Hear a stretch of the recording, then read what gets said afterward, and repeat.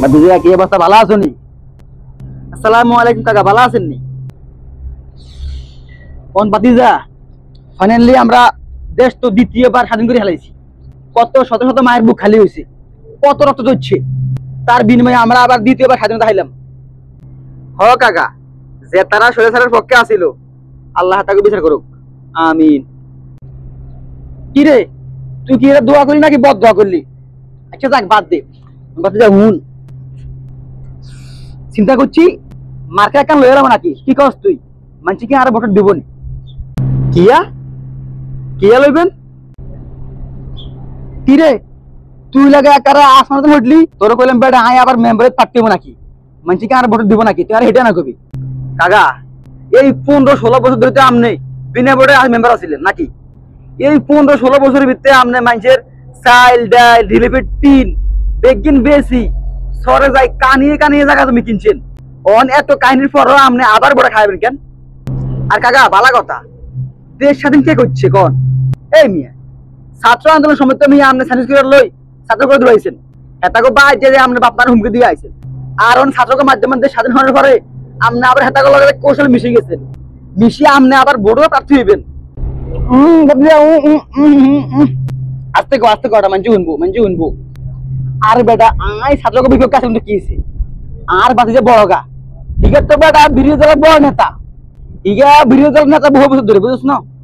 তো আইগের বাতি যে বেটা, এই দেশের দল যেটাই ক্ষমতা আসুক, আমরা মনে কর সবার লগে আছি, যে দলে আসুক।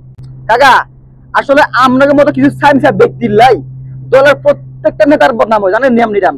শুধু আমনে গোল্লাই, আমনে নির্দিষ্ট কোনো দল নাই। যখন যে দল ক্ষমতায় আসে আপনারা তখন সেই দলের পাঁচাটেন যাইয়া, যে দলে আসে আপনাকে তো আলে বন্ধ হয় না। ঠিক আপনাদের মতো আমাদের দেশে কিছু বুদ্ধিজীবী আছে, হেতারা আসলে কোন দলে সাপোর্ট করে এটা হেতারাও জানে না। যখন যে দল আসে তখন হেতারা সেই দল লগে থাকে। আবারও যদি বাংলাদেশে সঠিকভাবে রাজাকারের বিচার করা হয়, তাইলে আপনাদের মতো কিছু লোকের ফাঁসি হওয়াটা অতীব জরুরি। কারণ আপনারা দেশের যে ক্ষতি করেন, জাতির শত্রুরাও জাতির এত ক্ষতি করতে পারে না, আমরা যে ক্ষতি করতে পারেন। আপনাদের নির্দিষ্ট কোন দল নাই, কোনো ব্যক্তি নাই, যে আসে আমরা হের লগে আছে।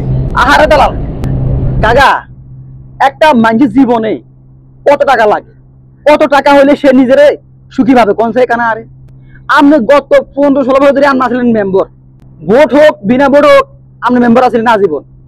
টিয়া তো আর কম কামান্য, এত লোভ কিলে আপনার কোন চাই? বয়স তো আর কম হনো, একটু লোভ বাদ দেন কাকা, বাদ দেন। এতগুলো ছাত্র সাধারণ মানুষের মারি আপনারা আবার কৌশলের ছাত্রগুলো যোগ দিয়েছেন, যোগ দিয়ে আপনি আবার এলাকাত মেম্বারি ভোট করবেন। কাকা আসলে সত্যি কথা কি জানেন? আদম সন্তানের পেট কবরের মাটি ছাড়া কোনোদিনই করতো না, বুঝছেন নি? আমরাও গায়ে হাম্বল রিকোয়েস্ট করি, এই দালালি ছাড়া মেকিন বাদ দিই, কাকা ভালো হয়ে যান, তবা করেন, ভালো হয়ে যান। বাকি জীবন শুধু আল্লাহর ইবাদত করে কাটান, বুঝছেন নি? ভালো লাগে না আম্মা?